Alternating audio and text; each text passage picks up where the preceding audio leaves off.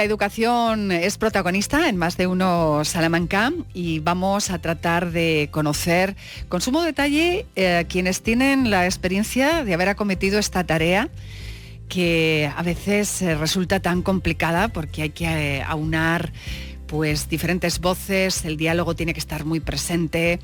Así que hoy CESIF, que viene desde el año 1979 trabajando en la educación en esta capital y provincia, quienes nos conduzcan para que ustedes puedan hacerse una idea hoy de cuál es la radiografía desde los profesionales dedicados a la educación con distintos aspectos que van ligados a la actualidad. Federico Martín, presidente provincial de CESIF en Salamanca, muy buenas tardes. Buenas tardes.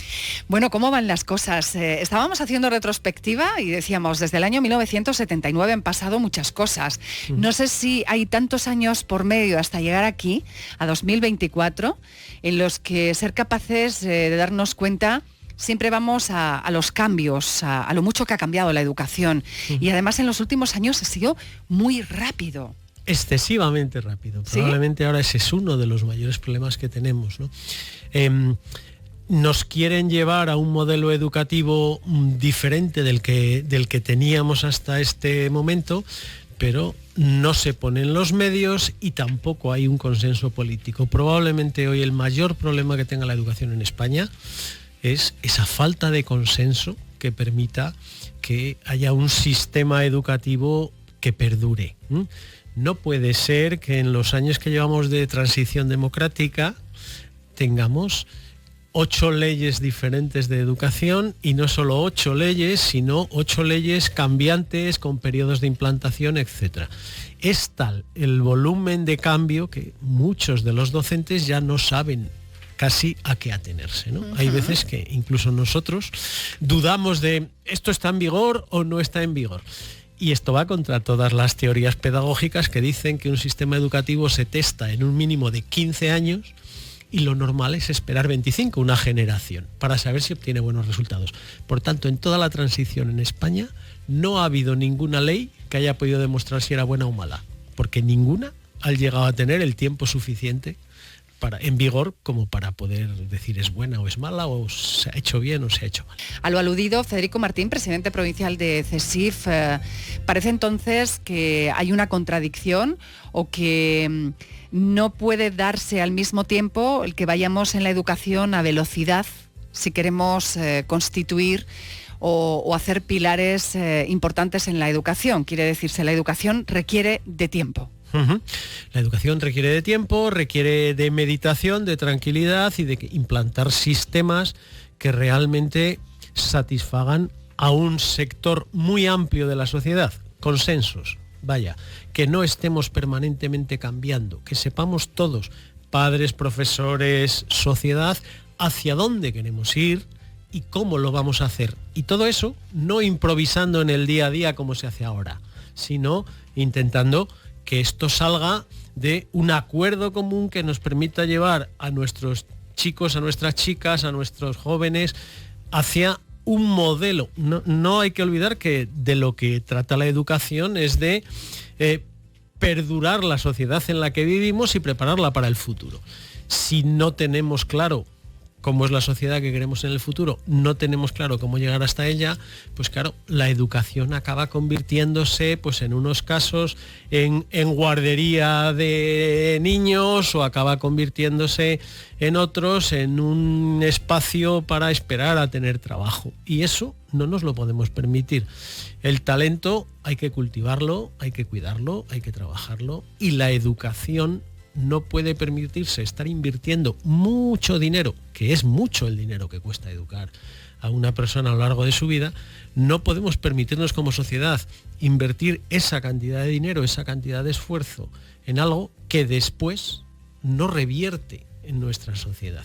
Y quizás, si tenemos tiempo, luego podemos comentar cómo esto en Castilla y León es especialmente flagrante, ¿no? Porque exportamos mucho talento que hemos formado, que hemos pagado entre todos. Bueno, ya lo ha dicho el informe PISA. Sí, y es que luego no lo aprovechamos. O sea, nosotros exportamos muchísima gente muy capaz. La hemos formado, hemos, digamos, invertido en su formación, y después no recuperamos ese talento que se nos va, ¿no? Por eso, bueno, pues a veces tenemos que pensarnos si realmente estamos haciendo bien las cosas o no. Porque en Castilla y León, y voy a coger una frase que ya se ha oído por ahí, Castilla y León educa bien. Es de las comunidades que educa bien. Hacías alusión al informe PISA y está claro que Castilla y León sigue funcionando, ¿no? En educación. Y esto, bueno, pues siempre es una buena noticia. Pero claro, sigue funcionando no porque el sistema funcione. Funciona pues porque las personas que están metidas en ese sistema, y también no nos olvidemos, los padres no solo son los profesores, la sociedad apoya esta educación aquí en esta comunidad.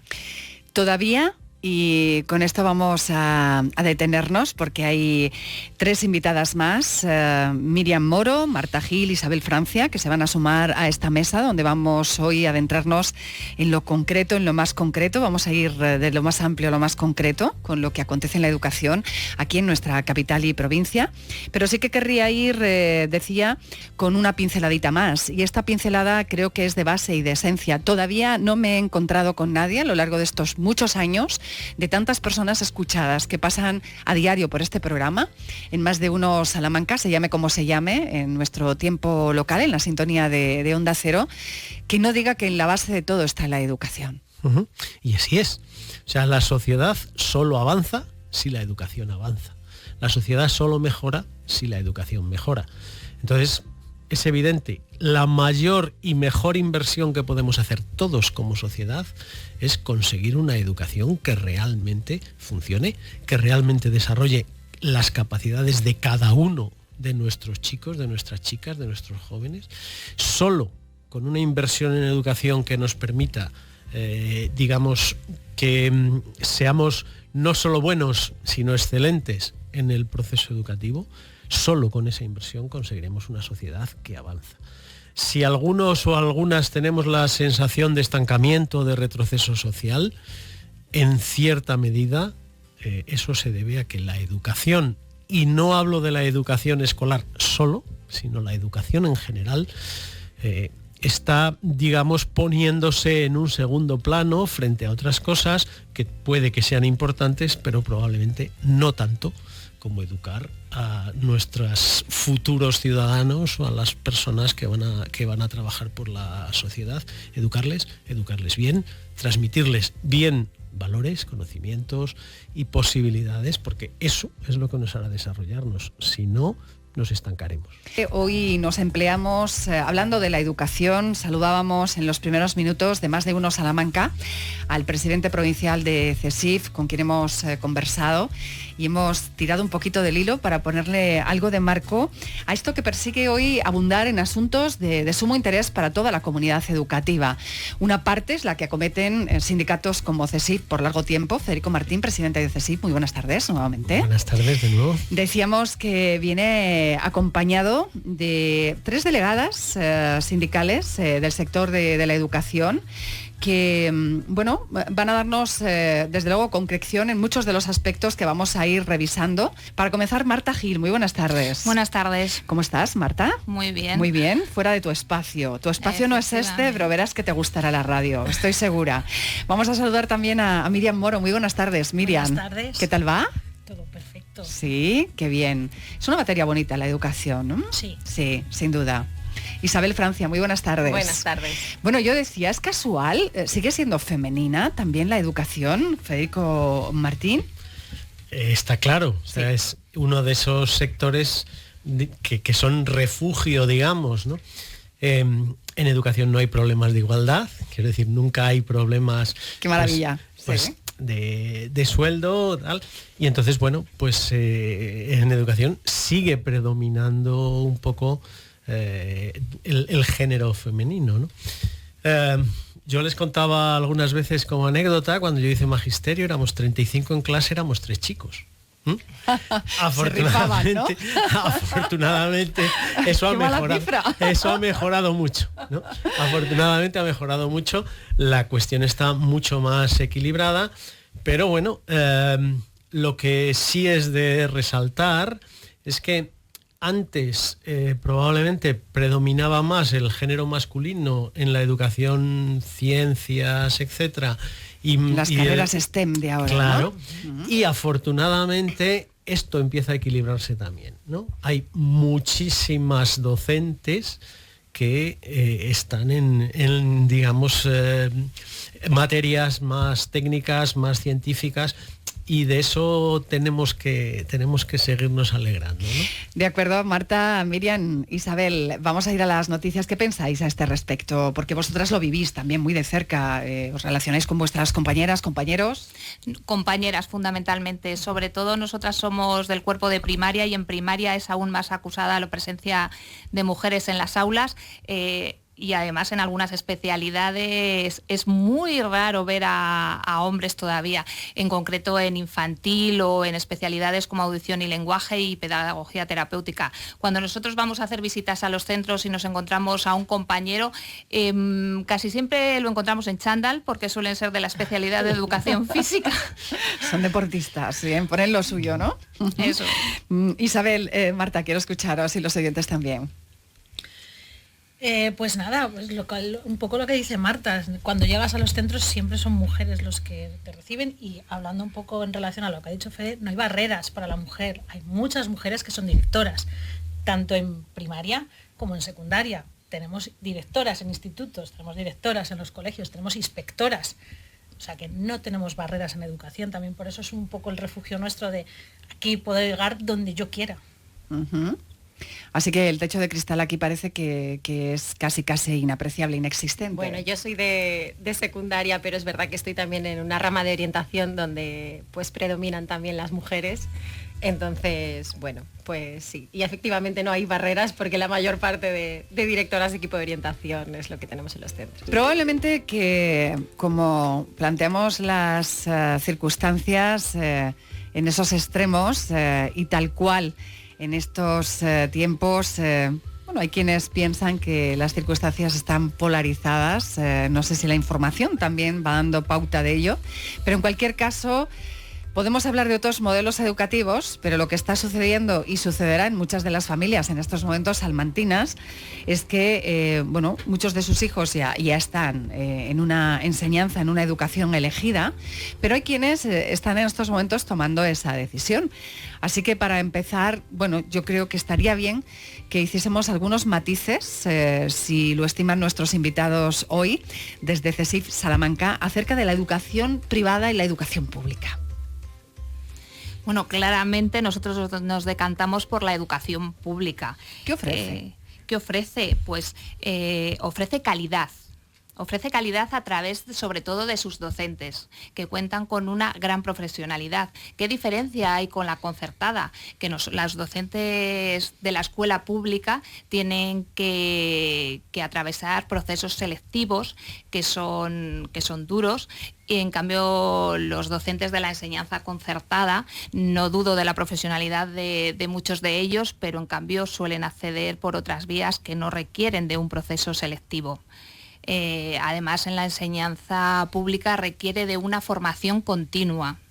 Nos tenemos que estar continuamente especializando para poder atender todas las demandas y todas las necesidades de un alumno que necesita una atención individualizada. Hay que atender a diversas necesidades que cuentan los alumnos y que no atiende la enseñanza concertada. Los alumnos con necesidades educativas especiales no siempre son bien recibidos en esta escuela. En cambio, en la escuela pública nosotros, por supuesto, los recibimos, los atendemos, y además son una garantía del éxito educativo también de la escuela pública.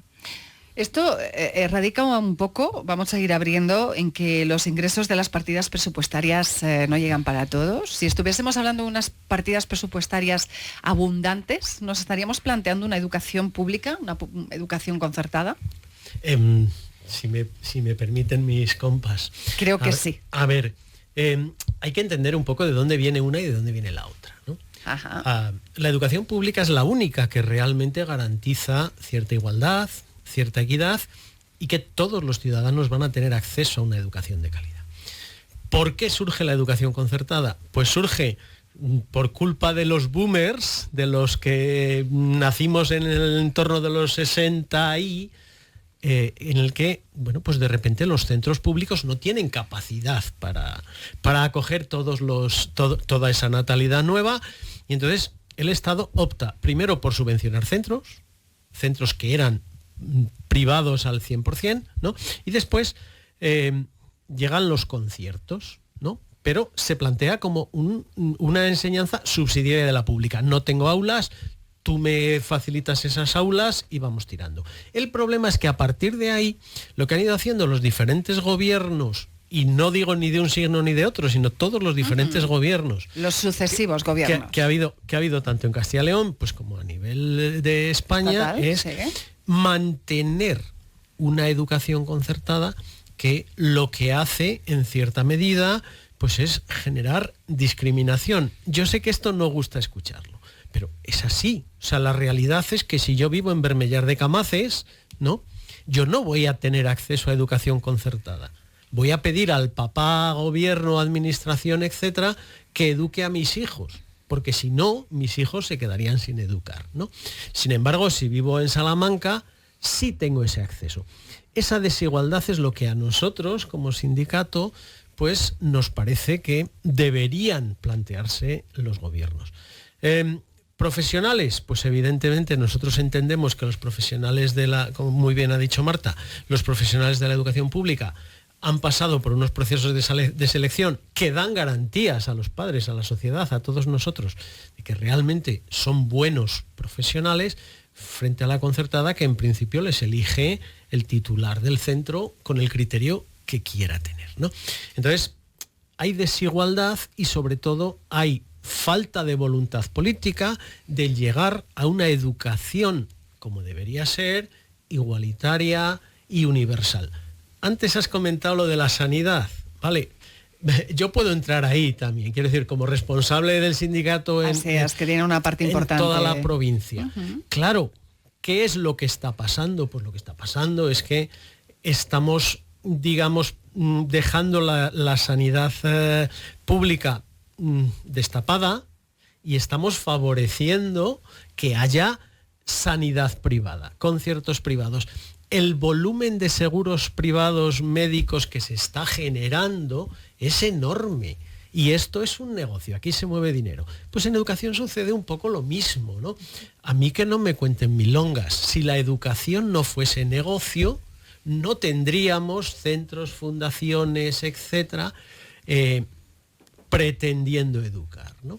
A menudo he escuchado que quizá ustedes padecen un sentimiento de complejo, de inferioridad en cuanto a los lanzamientos en las campañas de adscripciones para que los centros públicos pues tengan las matriculaciones pertinentes. ¿Exigen más campañas? ¿No son apoyados los centros? ¿Creen ustedes que habría que tener un aumento o quizá una eficiencia mayor? Realmente no es que nos sintamos inferiores, sino que estamos en inferioridad de condiciones, porque mientras los centros concertados tienen partidas presupuestarias, que ellos derivan, evidentemente, y que abren sus centros a los padres y que les enseñan, sobre todo ellos venden instalaciones y sobre todo venden instalaciones de los primeros ciclos de educación infantil, porque cuando un padre se dirige a un centro, generalmente, si no viene de otra provincia, de otra comunidad, pues quiere escolarizar a su hijo en la etapa ahora de 0 a 3 años, pero también de 3 años. Entonces, sobre todo, los concertados cuidan esas instalaciones, más allá de vender o proyecto educativo o más allá de vender la profesionalidad de sus docentes. Y ellos cuentan con recursos económicos para poderlo hacer. En cambio, en la escuela pública no hay ningún colegio público que más allá de carteles o más allá de esa cartelería, pues no cuente con recursos para poder hacer una gran campaña de lanzamiento. Incluso nosotros aquí en la propia Junta de Personal de los sindicatos, ahora que se va a abrir la campaña de matriculación, no tenemos dinero para poder contratar cuñas de radio o o poner publicidad en los distintos medios. Uh-huh. Bueno, pues ya que ha mencionado, a tenor de lo trasladado, nuestra invitada, que nos adentramos en ese periodo, en plena campaña, donde, bueno, pues hay matriculaciones. Vamos a ir al capítulo, vamos a comenzar por infantil, porque además también hay procesos abiertos de oposiciones. ¿Qué ofrece exactamente la etapa infantil desde los centros públicos? Y podemos explicar también a los oyentes, será interesante, qué hay de esas exigencias de oposiciones que se traslada para ellos. Realmente las oposiciones, este año estamos inmersos en 2 procesos selectivos de oposición, pero no solo son para infantil, sino son para el cuerpo de primaria y también para el cuerpo de secundaria. En concreto, vivimos una realidad que no ha existido nunca en la Comunidad Autónoma de Castilla y León, en la que convergen 2 procesos, además diferentes en su forma de celebrarse. Porque mientras en secundaria va a tener lugar un proceso ordinario de concurso-oposición, como siempre conocemos, en el que se van a ofertar un importante número de plazas, 1.217 en concreto para las diferentes especialidades, pues a la vez en primaria se va a celebrar un concurso extraordinario de estabilización de plazas, en la que se van a ofertar 476 plazas de infantil, de primaria y del resto de especialidades como educación física. ¿Por qué ha ocurrido que converjan 2 procesos selectivos? Con lo que ello va a implicar de cara a la Administración, y que después nos comentará Fede las reclamaciones que tiene CSIC en torno a este tema. Bueno, pues que estos procesos selectivos se tienen que celebrar por una reclamación de Europa que exige reducir la tasa de interinidad al 8% a fecha del 1 de enero de 2025.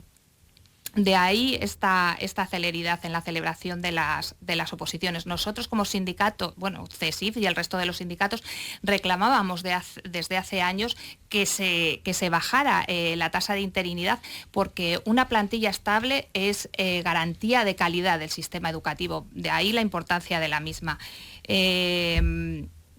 Ahora se van a celebrar estos procesos y reclamamos también que la Administración de Castilla y León tenga un elevado número de personal de administración que pueda llevar a cabo correctamente la baremación de interinos, la baremación del concurso oposición, y que no se caigan en los errores que ya han caído en los últimos años y que generan situaciones de incertidumbre, de ansiedad en el cuerpo, en los opositores. Podemos abundar en ello, porque tal y como nos acaba de trasladar Marta Gil, bueno, hay una exigencia en Europa, y ese tapón que se venía produciendo desde hace largo tiempo, que parecía volcarse a través de las informaciones que recibíamos los medios de comunicación como algo insostenible. Federico. Efectivamente. A ver, la cuestión es justamente esta. Desde 2010... Hablamos ya de hace unos cuantos años, ¿no? Éramos más jóvenes. Desde 2010 la Administración ha ido perdiendo efectivos. Y algo que parece que podría tener poca incidencia en lo que es la educación, porque cuando hablamos de educación pensamos en el aula, ¿no? Realmente está teniendo una incidencia enorme. Es cierto que en educación la falta de personal se suple con personal interino, ¿no? Pero no sucede así en los servicios centrales, en los puestos de administración general en la comunidad autónoma o de administración general del Estado. Entonces nos estamos encontrando con que uno de los pies de barro que tiene muchas veces la educación es que los procesos administrativos que lleva aparejados no tienen personal para desarrollarse. Marta lo comentaba ahora.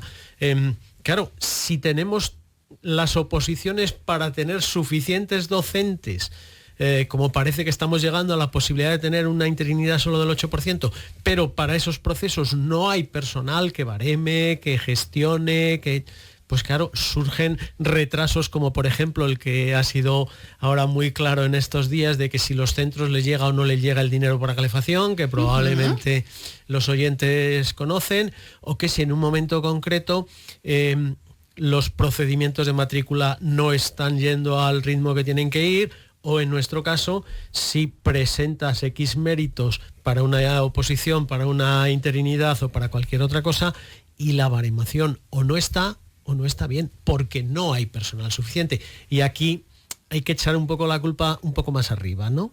Las plazas tienen que salir. Toda la administración tiene que dotarse, porque si no la sociedad no tiene un servicio público de calidad. Hace poquitas fechas, vuelvo a infantil, nos llevábamos las manos a la cabeza cuando se abrió el anuncio de la incorporación de 0 a 3 años.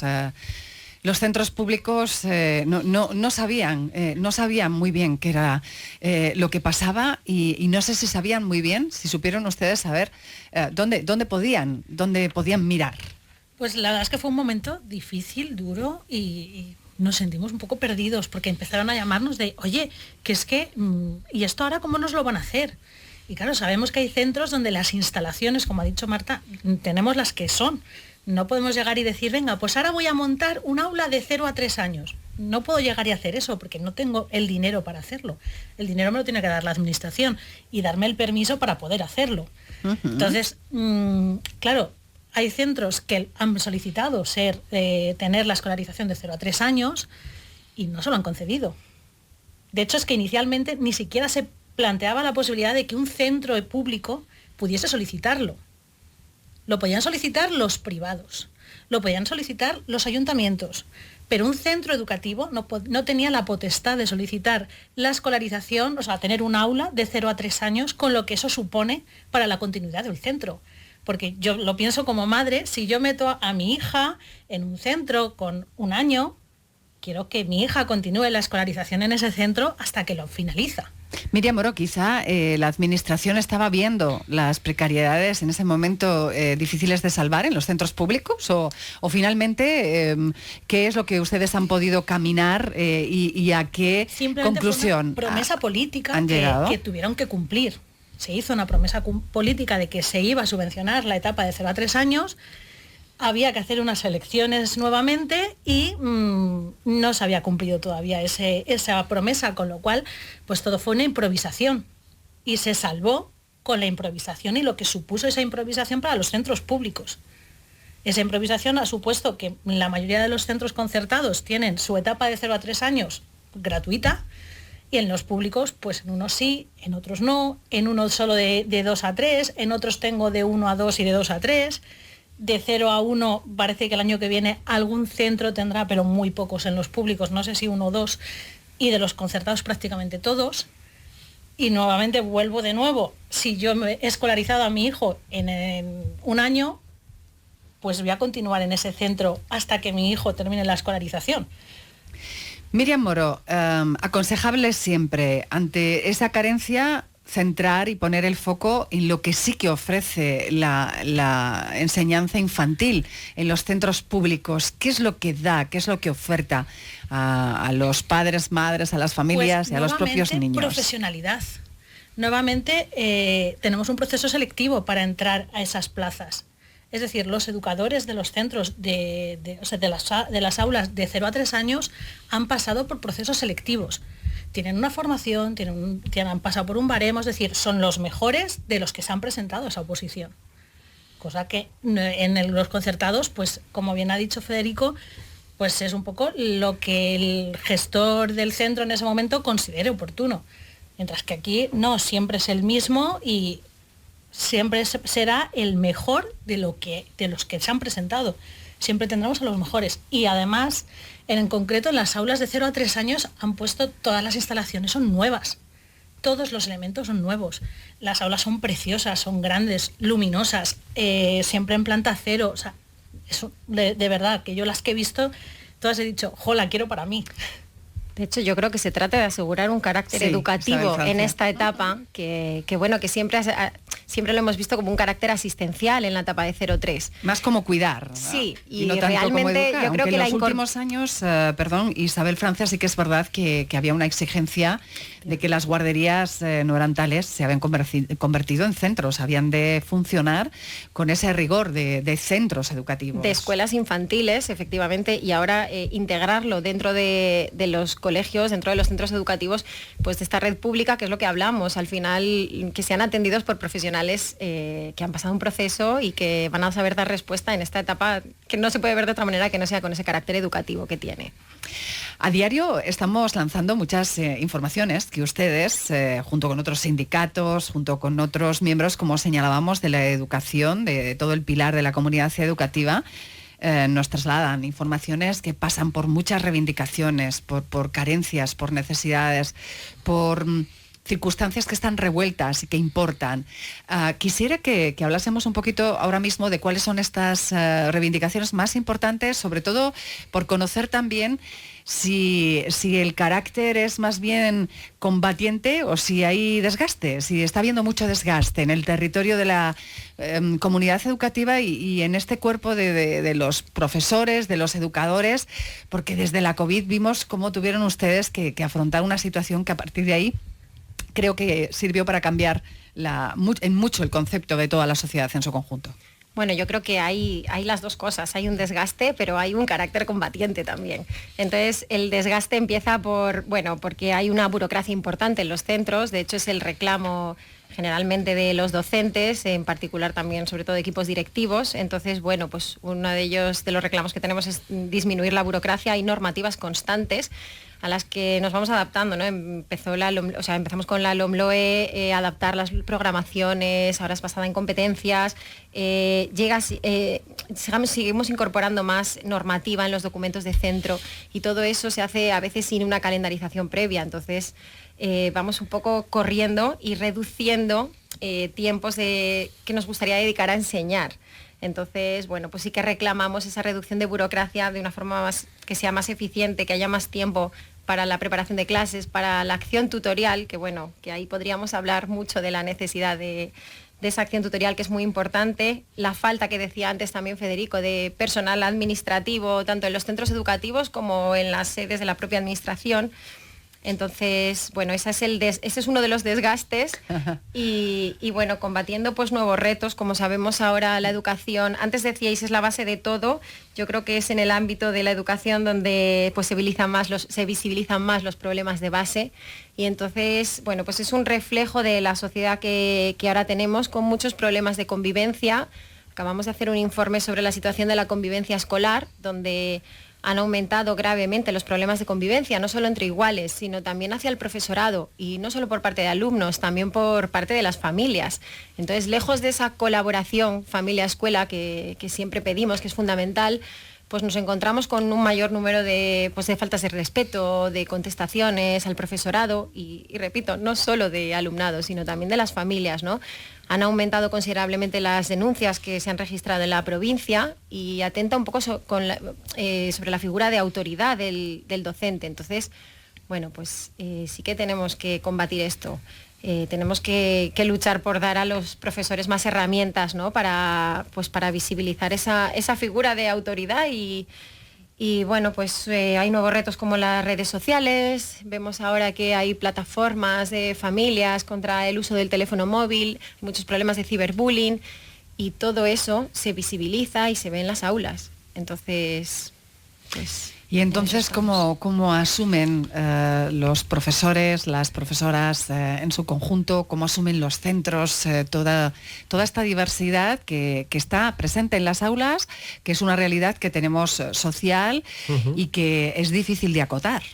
A ver, precisamente de eso se trata, ¿no? En el paradigma educativo que teníamos hace 30 años, la responsabilidad de aprender o no aprender la centrábamos en el alumno, ¿no? Tú valías o no valías, llegabas o no llegabas.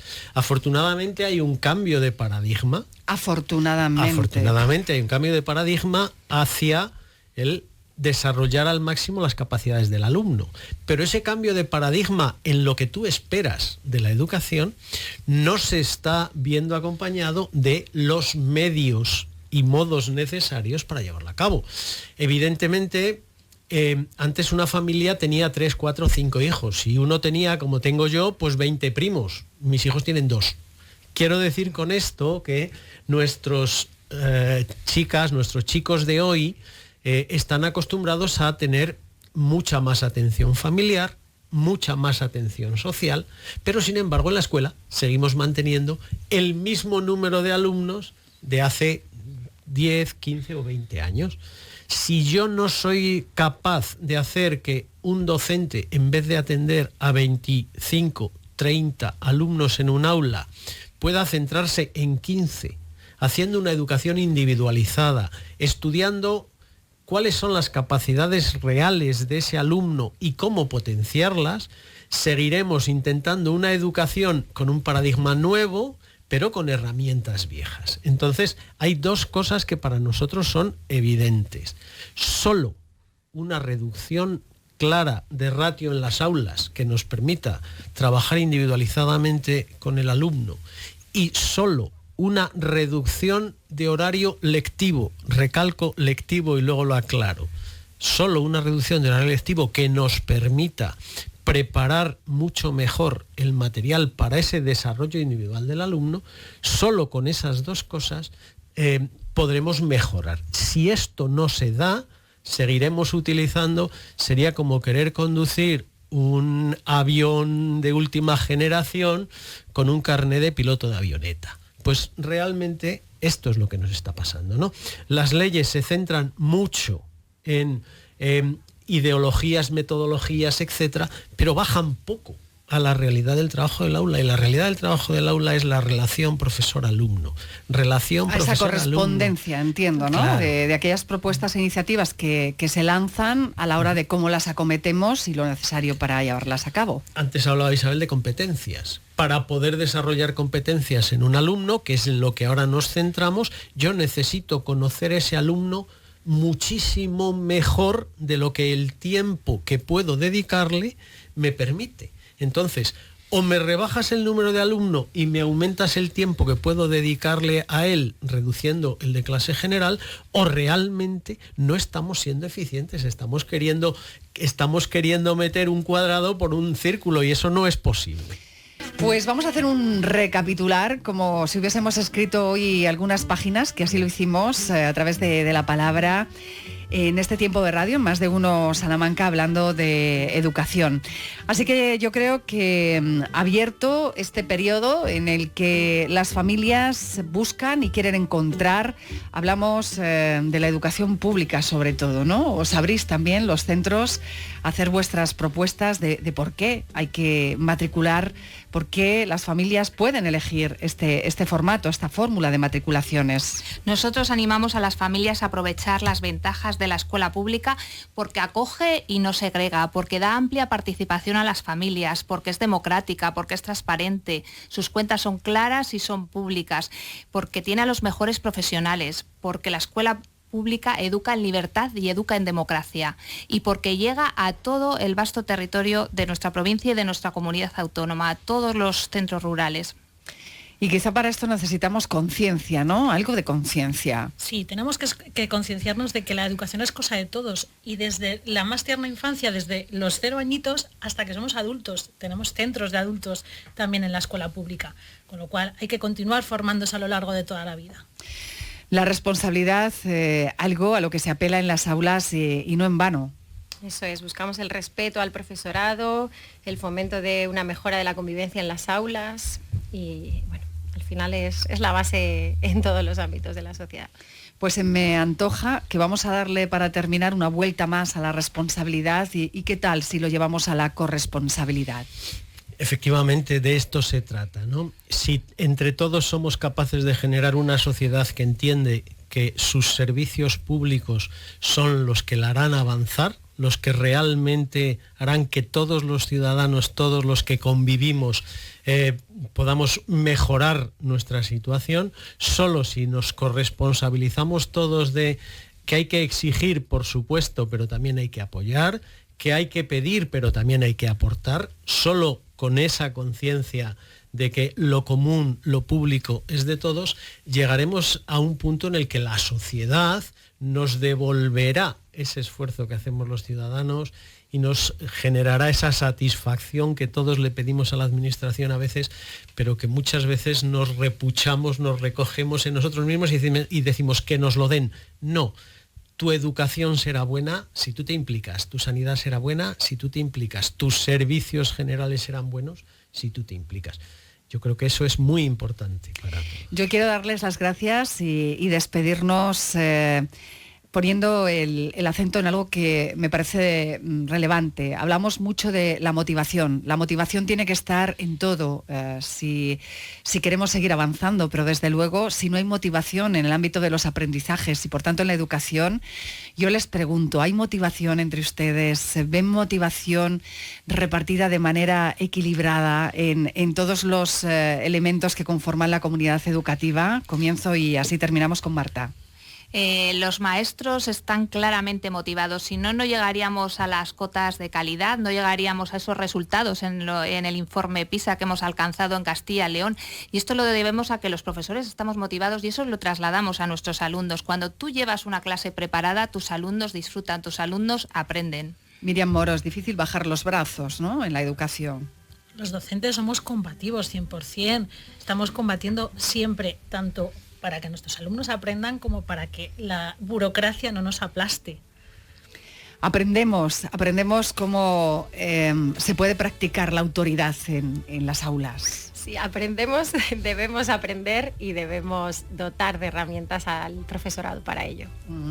Pues Federico Martín, presidente provincial de CESIF, agradezco muchísimo a las tres delegadas, en este caso miembros del sector de educación de este sindicato que nos hayan acompañado, Miriam Moro, Marta Gil, Isabel Francia, muchísimas gracias. Gracias.